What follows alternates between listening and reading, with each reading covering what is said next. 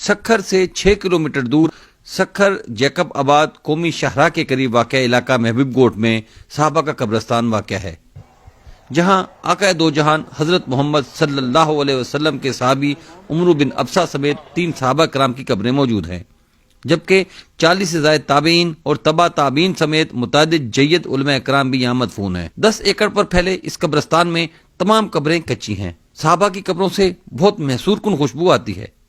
تاریخی کتب کے مطابق یہ صحابہ کرام عمومی دور میں یہاں تبلیغ اسلام کے لیے تشریف لائے تھے، اس لیے مورخین نے سندھ کی دھرتی کو باب الاسلام یعنی اسلام کا دروازہ کہا ہے۔ ناظرین، بر صغیر پاک و ہند میں مختلف علماء کرام اور عالم دین گزرے ہیں، جبکہ بہت جلیل القدر دینی شخصیات کا بھی یہاں قیام ہوا ہے۔ بر صغیر پاک و ہند کے علاقے پاکستان میں خصوصی طور پر متعدد علماء کرام اور صحابہ کرام نے بھی سکونت اختیار کی۔ آج ہم آپ کو جس مقام کے بارے میں بتا رہے ہیں وہ انتہائی اہم قیمت کا حامل ہے۔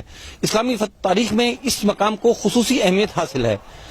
سکھر سے تقریباً 6 کلومیٹر دور قومی شاہراہ کے قریب واقع صحابہ کا قبرستان ہے، جہاں پر 3 صحابہ کرام کی قبریں موجود ہیں۔ یہ وہ جلیل القدر صحابہ کرام ہیں جو حضور اکرم صلی اللہ علیہ وسلم کے دور میں یہاں تشریف لائے۔ مختلف تاریخی کتب میں بھی ان کی موجودگی کا جو ہے ثبوت ملتے ہیں۔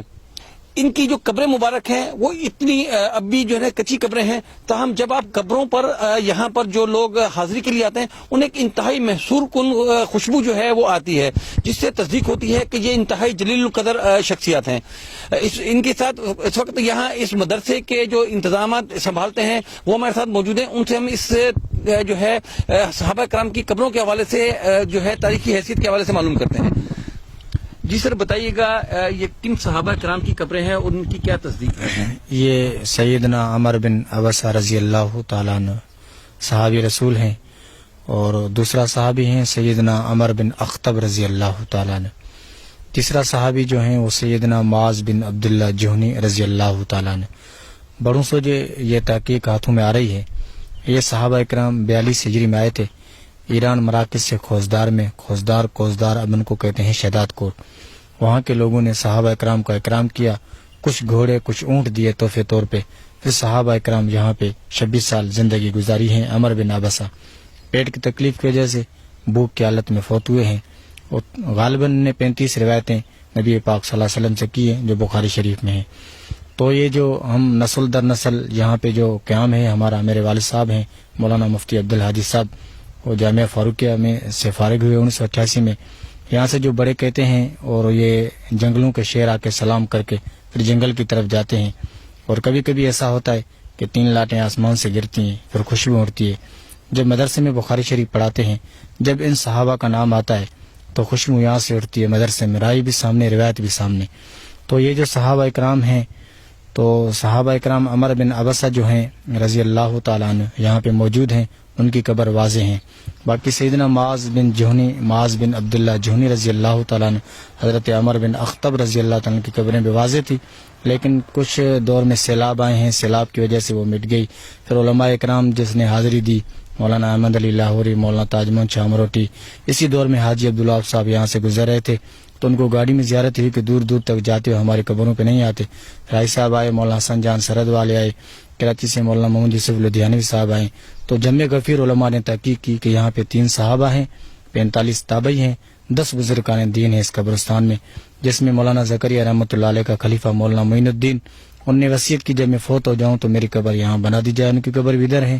مولانا نذیر احمد صاحب تھے جامعہ اشرفیہ کے شیخ الحدیث، فوت ہونے سے 4 دن پہلے کہا کہ میں جانے والا ہوں، میری قبر بھی یہاں بنا دی جائے، تو مولانا نذیر احمد صاحب کی بھی قبر یہاں پر ہیں۔ یہ 10 ایکڑ سے زیادہ قبرستان ہے، اس کے سروے نمبر پہ نام ہی صحابہ کا ہیں۔ تو ہمارے گاؤں میں تقریباً 1000 گھر مشتمل ہیں محبوب گوٹ جو یہاں پہ دفن کرتے ہیں۔ اہل حق کے ہاتھ میں قبرستان ہے، الحمدللہ کوئی پکی قبر نہیں ہے، ساری قبریں سادی سودی ہیں اسی قبرستان میں۔ اچھا، یہاں کون کون سی شخصیات جو ہے آئی ہیں جنہوں نے بھی آ کر بھی مزید تحقیقات کی جو باہر سے؟ یا یہ تو میں نے آپ کو بتایا کہ پہلے دور میں مولانا حسین احمد مدنی، مولانا تاج محمد شاہ مروٹی، مسجد نبوی کے پیش امام محمد بن احمد بن محمد، اور اسی دور میں جس کے ساتھ میں آیا ہوں حاجی عبدالوہاب صاحب، مولانا ناصر الدین خاکوانی، مولانا عبد المجید لدھیانوی، مولانا عبدالحفیظ مکی اور جو ہیں مولانا محمد یوسف لدھیانوی، مفتی نظام الدین چھامزئی، وہ مفتی ضرور علی خان، بڑے بڑے علماء کی تحقیق بھی ہیں اور حاضری بھی دے چکے ہیں کسی قبرستان۔ یہاں اور کون سی ایسی کرامات ہیں جو یہاں ظاہر ہوتی ہیں جن سے جو ہے علاقے کے لوگ بھی فیضیاب ہوتے ہوں؟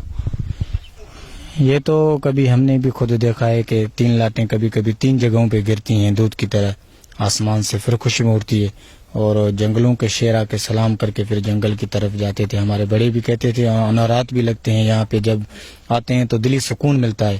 تو یہاں پر جو ہیں جب بخاری شریف میرے والد صاحب پڑھاتے ہیں طلباء کو برکت کے طور پہ، جب ان صحابہ کا نام آتا ہے تو خوشبو یہاں سے اڑتی ہے مدرسے میں، ایسے لگتا ہے رائی بھی سامنے، روایت بھی سامنے۔ اچھا، ان صحابہ کرام کے حوالے سے اور کیا کیا جو ہے معلومات ہے؟ یہاں سکونت اختیار کی تھی کیا؟ اور کوئی نشانیاں یا کوئی ایسا واقعہ بیان فرمائیں۔ ہاں، ان کے کچھ جگہ ہیں، وہ سیلاب آئے تھے تب و تابعین تک وہ مکانات ظاہر تھے، ابھی وہ کھڈے بن گئے ہیں، مٹی کا ڈھیر بن گیا ہے سیلاب کی وجہ سے، ورنہ صحابہ کے وہ مکانات اور رہنے کی جگہ بھی واضح تھی۔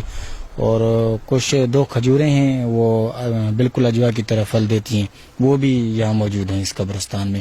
اور کنواں بھی ہے جس سے صحابہ کرام پانی بھرتے تھے، ہم نے اس کو ڈھکنا دے کے محفوظ کر دیا ہے، وہ بھی اسی قبرستان میں محفوظ ہیں۔